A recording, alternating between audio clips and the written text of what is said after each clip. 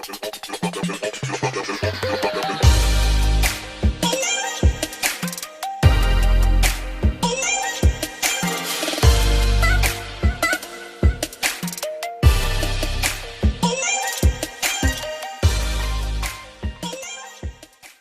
going on, everybody? My name is Datir, and welcome to The Conversation. So on this week's episode, I want to talk to you guys about the influence that we have around us and the things that we promote. I'm finding it very odd that over the years, there's so much that's been going on in our communities. There's so much that's been going on in the world. And I feel like that we kind of enable a lot of things to be continuous, the things that we don't really like, but we promote.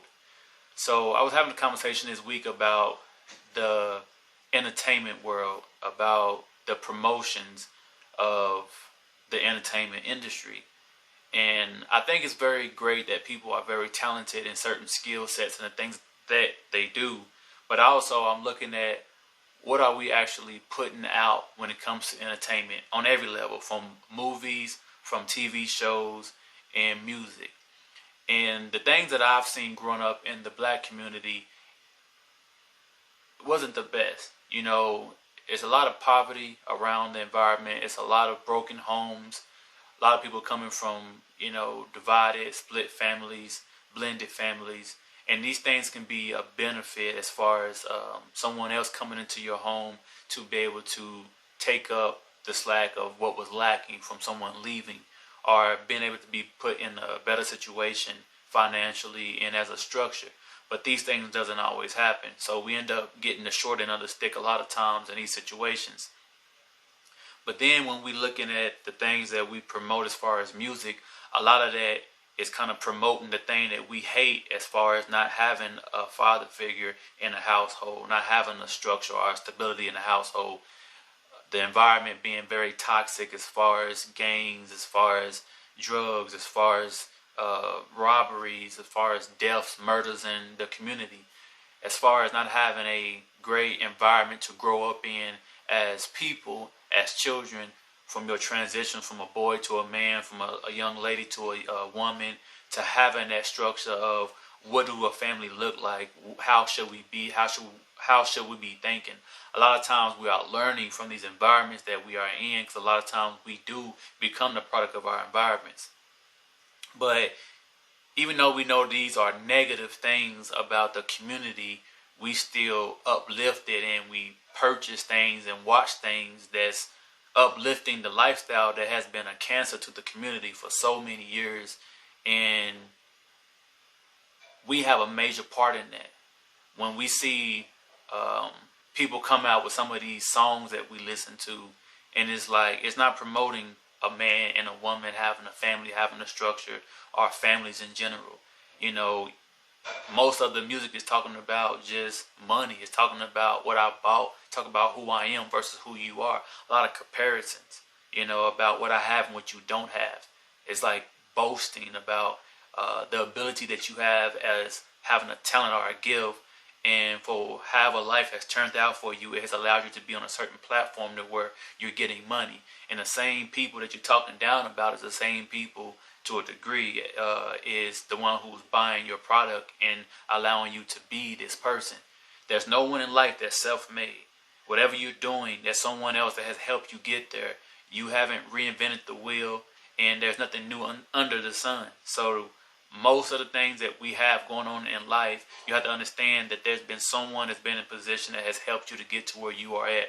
Because if you are a person who has a business, then to have a business, you have to have exchange of goods or services. Someone has to be purchasing these things. Without the purchase, without you having a business, without employees working for you, and without people buying these products and so forth, then nothing happens for you. You're not self-made.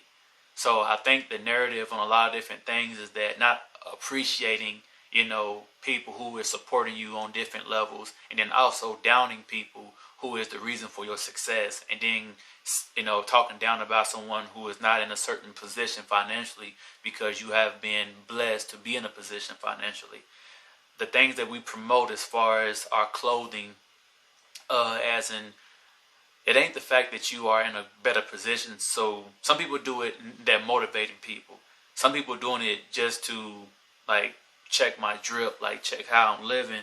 You know, I'm fresh. I'm paid $700 for these. I paid $1,000 for that, and that gets to plaguing somebody's mind and thinking that these things are important when your foundation is so much more important to to what you're doing in life and in the direction in life that you're trying to go. So I feel like that when I think about the gang activities in a lot of communities, a lot of countries across the world, we think about the poverty, we think about the drugs. These things have been promoted and pushed in some movies. They have been promoted and pushed in music a lot. And when we start to look at the benefit, it's really not a benefit. There's so many things that we can talk about and we could be crafty in when it comes to our artistic creativity in music, but yet it's these things that make people think that this is okay, but then all the deaths, all the murders, all the perspectives, the mindsets that we have in our communities, a lot of times is not really propelling us as a people, as a whole, as a country as a whole. So I think it's something that we should pay attention to and be mindful of. Now let me switch gears a little bit. When it comes to your success in your personal life, journey that you on. Last week I mentioned about making a list. How many of you guys made a list and did you accomplish the things that's on the list? Remember, it's progress, not perfection. So you didn't have to accomplish everything. But if there was 3 things on the list and you only did half of one thing, like, man, I started on this, but I didn't finish it, then make another list this week and put that one thing on that list and finish it. If it's just that one thing, because that one thing is more than what you did last week. Try to make this a habit to try to do these things, in your life. I was having a conversation with one of my uncles about working out and about how sometimes it's hard for you to be consistent at doing these type of things, but you really say you want this, but the time that you should be giving to these type of things, you're not really making time for that. And we was talking about not really stressing about how much time you're using on your workouts. Like, you don't have to work out for an hour. And you might think, well, I only have time to do about 10, 15 minutes. And you're like, I'm not going to do it at all. Because you feel like that you're not really giving enough to get results. Well, even if you gave an hour of your time for a week straight, and then you fell off for the next 3 months, you're not going to receive results then either. But if you give 10 to 15 minutes, I know it doesn't seem like a lot, but 10 to 15 minutes is more than what you've been doing. And 10 to 15 minutes over a 2-month period of time, you will start to show. And by the time 2 months come, really what you're also working on is your discipline, your consistency of at least doing 10 to 15 minutes.